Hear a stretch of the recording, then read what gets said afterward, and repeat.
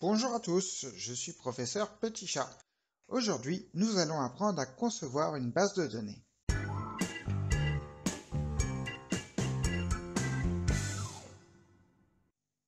L'objectif de ce cours est d'apprendre à concevoir une base de données dite relationnelle. Ce cours sera indépendant du SGBD, c'est-à-dire le système de gestion de base de données.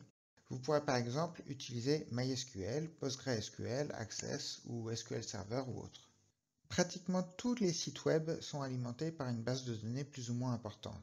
Vous vous doutez bien que Amazon contient une base de données qui contient par exemple la liste des produits, la liste de tous les clients, mais même un simple site web avec quelques pages a en général une base de données du fait qu'il utilise ce qui s'appelle un gestionnaire de contenu qui va stocker les pages et les menus par exemple. Une base de données peut être considérée comme un ensemble de tables qui représentent en général des entités. Si on prend par exemple le site d'Allociné, vous avez une entité acteur, une entité film, une entité type de film, une entité séance et une entité cinéma. Une table possède des lignes appelées enregistrements qui vont correspondre aux différents objets de type de l'entité. Les colonnes sont appelées champs ou attributs. Nous les fixons une fois pour toutes au début et normalement, nous n'y touchons plus après.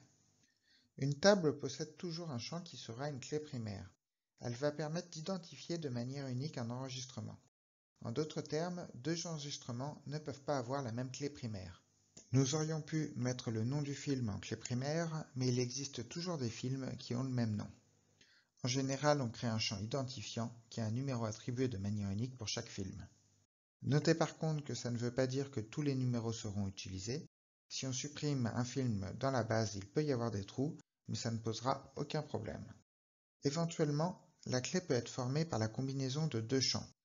Par exemple, si nous avons une salle de cinéma et une heure de début, il ne peut y avoir qu'une séance qui correspond. Donc nous pourrions mettre une clé primaire composée des champs salle et heure. Néanmoins, il est souvent plus pratique et plus rapide de rajouter une colonne identifiant avec un numéro, même s'il n'apparaîtra jamais pour les utilisateurs. Une fois que vous avez défini vos différentes entités dont vous allez avoir besoin, vous devez vous demander quelles sont les relations qui unissent les tables. Prenons la table séance et la table cinéma. Vous devez vous demander si pour une séance donnée, combien peut-il y avoir de cinéma associé? La réponse est 1 obligatoirement. On le notera avec une double barre comme ceci. Deuxième question, pour un cinéma, combien peut-il y avoir de séances associées? La réponse est plusieurs. On le notera avec 3 traits comme ceci. Ce système de notation s'appelle le crow's foot parce que ça ressemble à un pied de corbeau. Il y a beaucoup d'autres personnes qui définissent les cardinalités avec des nombres en précisant les valeurs min et les valeurs max. Revenons à notre sujet. Nous avons ce qui s'appelle une relation de type 1 à plusieurs. En programmation ou sous Excel, on pourra avoir envie de rajouter une colonne dans la table cinéma avec la liste des idées séances qui correspondent. Mais sur une grosse base de données, cette solution pourrait être excessivement lente, et ce n'est pas la solution préconisée dans les bases de données. Nous allons préférer ajouter une colonne ID cinéma à la table séance, et nous écrirons la clé cinéma correspondant à chacune des séances. Ainsi, nous pourrons facilement retrouver toutes les séances qui ont eu lieu dans un cinéma particulier, en cherchant tous les enregistrements avec la bonne clé. L'ID cinéma dans la table séance sera alors appelée clé étrangère. Nous allons voir un deuxième type de relation. Prenons les deux tables acteur et film. Pour un acteur, combien peut-il y avoir de films associés? La réponse est plusieurs car un acteur peut avoir joué dans plusieurs films. On mettra donc le pied de corbeau. Pour un film, combien peut-il y avoir d'acteurs associés? La réponse est plusieurs car normalement il y a plusieurs acteurs dans un film. On mettra un deuxième pied de corbeau. Nous avons donc une relation plusieurs à plusieurs.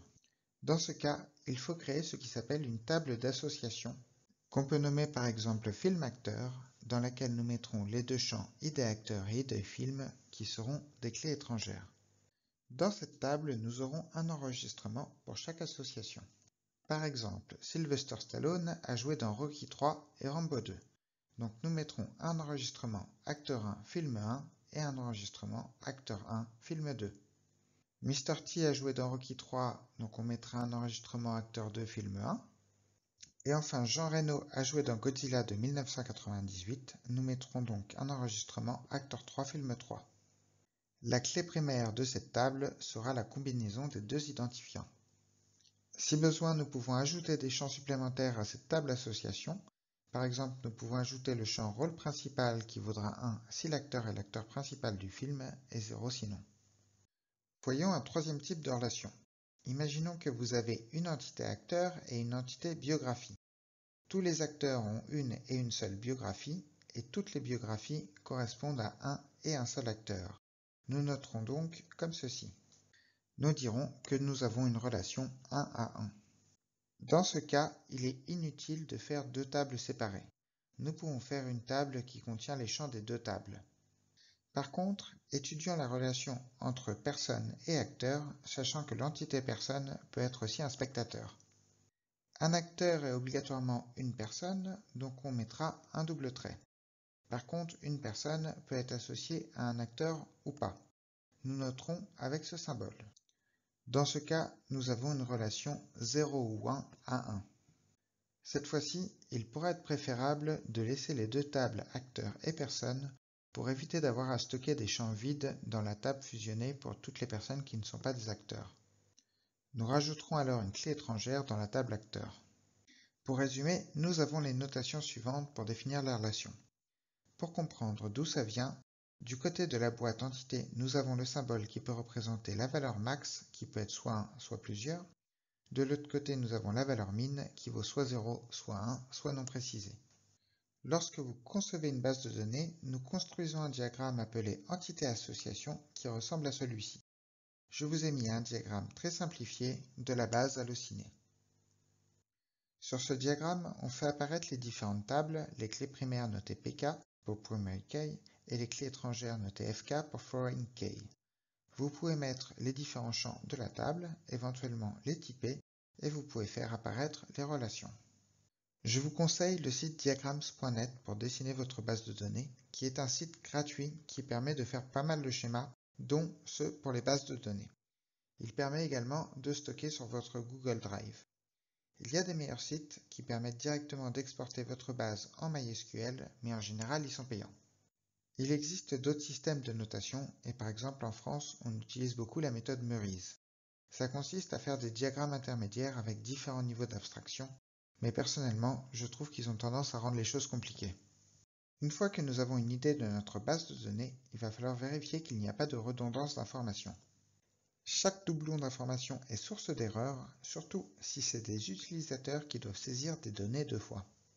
De manière générale, si on modifie une information, il ne faut pas avoir à la changer à deux endroits différents, car si on oublie, on risque de perdre la cohérence de la base.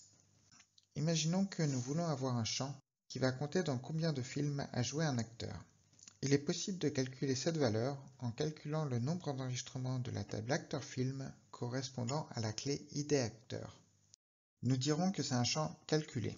Nous éviterons de le stocker dans la base et nous le calculerons à chaque fois que nous en avons besoin. Si vraiment par contre le temps de calcul est trop important, vous pouvez le sauvegarder, mais il y aura plus de travail pour s'assurer de la cohérence de la base de données.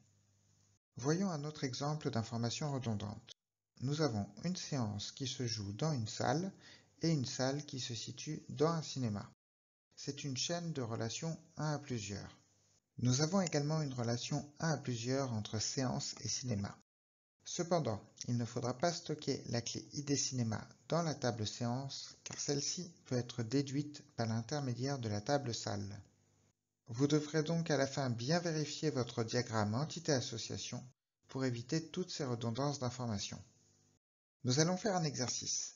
Je vous mets un texte descriptif du problème et vous allez définir le diagramme entité-association en essayant d'imaginer un ou deux champs par table qui pourraient être nécessaires. Je vous laisse 10 secondes pour mettre en pause la vidéo pour réfléchir.